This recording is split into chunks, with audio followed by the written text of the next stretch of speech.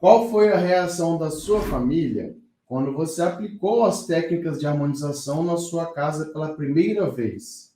Conta uma situação que você lembra para gente.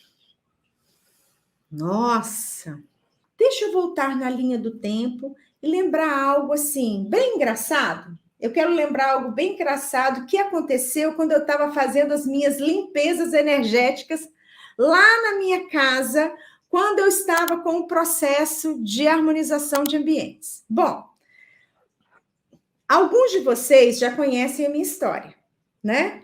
Muitos de vocês já conhecem a minha história. Eu passei por um problema de saúde muito severo e que, através de uma prima muito querida, eu descobri a harmonização de ambientes, eu descobri o Feng Shui. E ela foi na minha casa começar a mexer na minha casa. Bom, nossa mãe, bora lá. Eu comecei a fazer as limpezas energéticas, né? Fazer as faxinas, tirar aquilo que estava parado há muito tempo, né?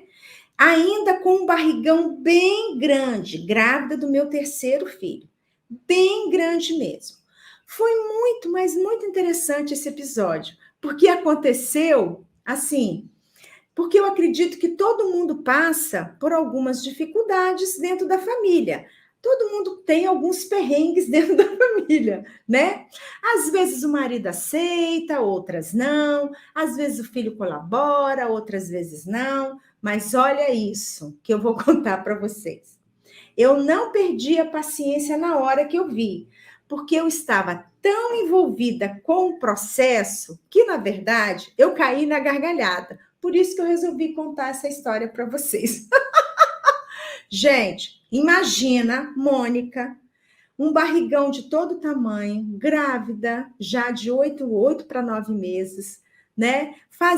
Tirando coisa, ensacolando coisa. Me deu um trabalho do cão para resolver depois do acontecido. Mas eu vou contar exatamente quando aconteceu. Olha só, gente linda do meu coração. Eu estava fazendo a limpeza energética do quarto que eu considerava, eu achava, né, que era o quarto da pedagogia. Mas, na verdade, literalmente, era um quarto de zona. Era uma bagunça. Era uma bagunça.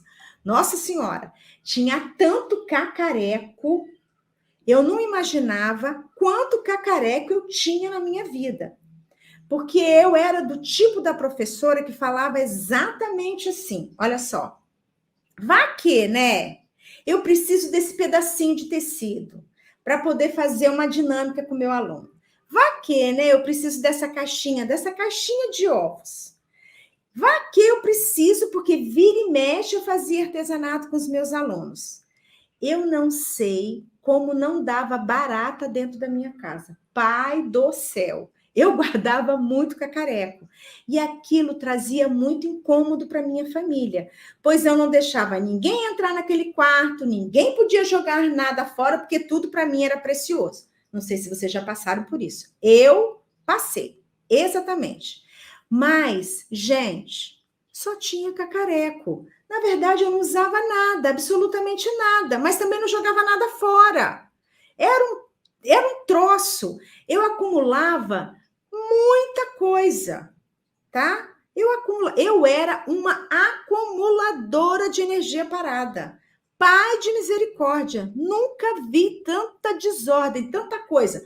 Bom, no dia que eu comecei a fazer o processo de limpeza, foi bem dolorido para mim, vou ser sincera com vocês.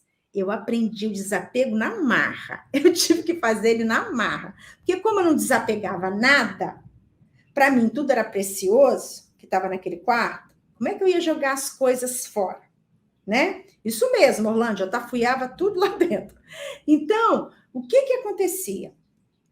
Eu comecei, mesmo sofrendo, desapegando das coisas, porque eu entendi que aquilo ali estava intoxicando a minha casa. Aquilo ali, aquela energia parada que estava dentro daquele quarto, estava atrapalhando a energia poderosa, energia de luz, de prosperidade, de saúde fluir.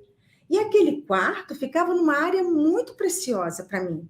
ela pegava um pedacinho da minha saúde, ela pegava uma parte grande do meu sucesso. Nossa Senhora, aquilo ali era muito importante e estava exatamente onde não devia estar.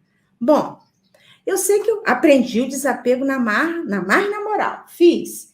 Enchi vários sacos para jogar muita coisa fora. Para ser sincera com vocês, 90% das coisas que estavam naquele quarto eu tinha que desapegar. E eu desapeguei.